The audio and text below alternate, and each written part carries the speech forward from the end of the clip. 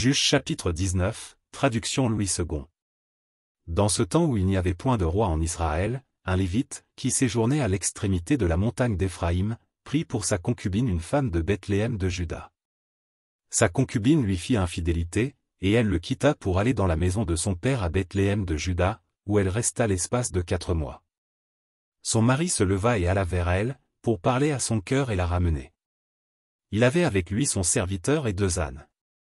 Elle le fit entrer dans la maison de son père, et quand le père de la jeune femme le vit, il le reçut avec joie. Son beau-père, le père de la jeune femme, le retint 3 jours chez lui. Ils mangèrent et burent, et ils y passèrent la nuit. Le 4e jour, ils se levèrent de bon matin, et le Lévite se disposait à partir. Mais le père de la jeune femme dit à son gendre, « Prends un morceau de pain pour fortifier ton cœur, vous partirez ensuite. » Et ils s'assirent, et ils mangèrent et burent eux 2 ensemble.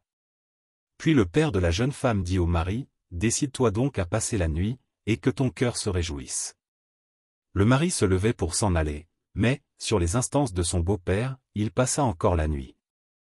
Le 5e jour, il se leva de bon matin pour partir. Alors le père de la jeune femme dit, « Fortifie ton cœur, je te prie, et restez jusqu'au déclin du jour. » Et ils mangèrent eux 2.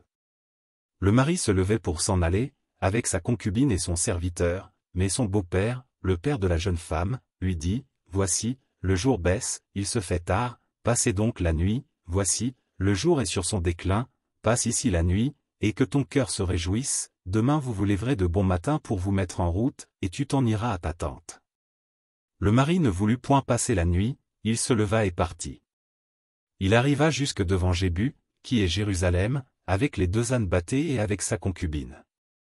Lorsqu'ils furent près de Jébu, le jour avait beaucoup baissé.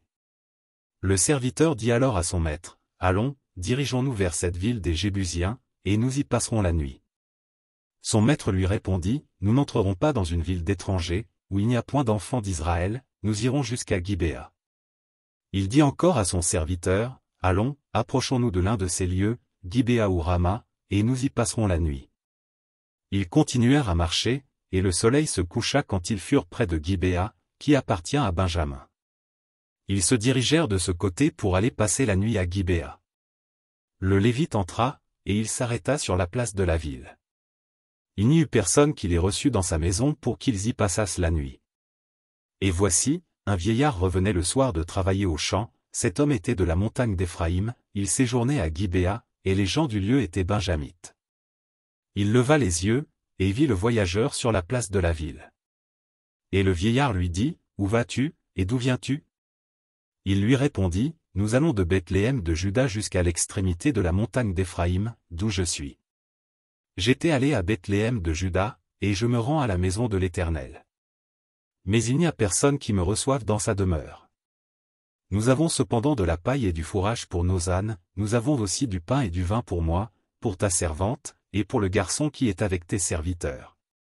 Il ne nous manque rien. » Le vieillard dit, « Que la paix soit avec toi.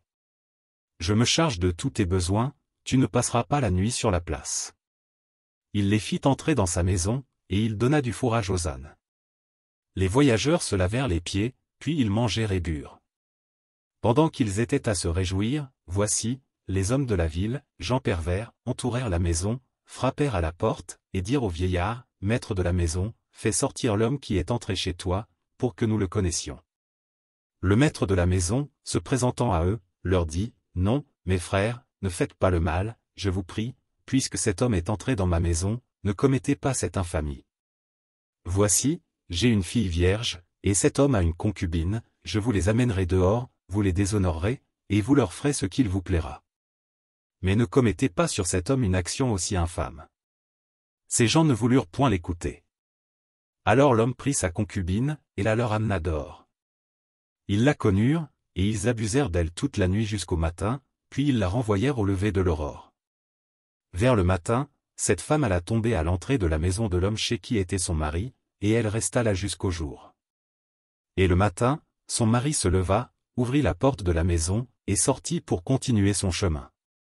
Mais voici, la femme, sa concubine, était étendue à l'entrée de la maison, les mains sur le seuil.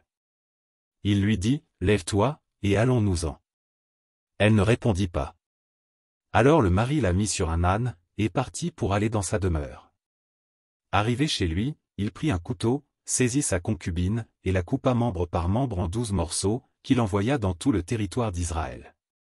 Tous ceux qui virent cela dirent, jamais rien de pareil n'est arrivé et ne s'est vu depuis que les enfants d'Israël sont montés du pays d'Égypte jusqu'à ce jour, prenez la chose à cœur, consultez-vous, et parlez.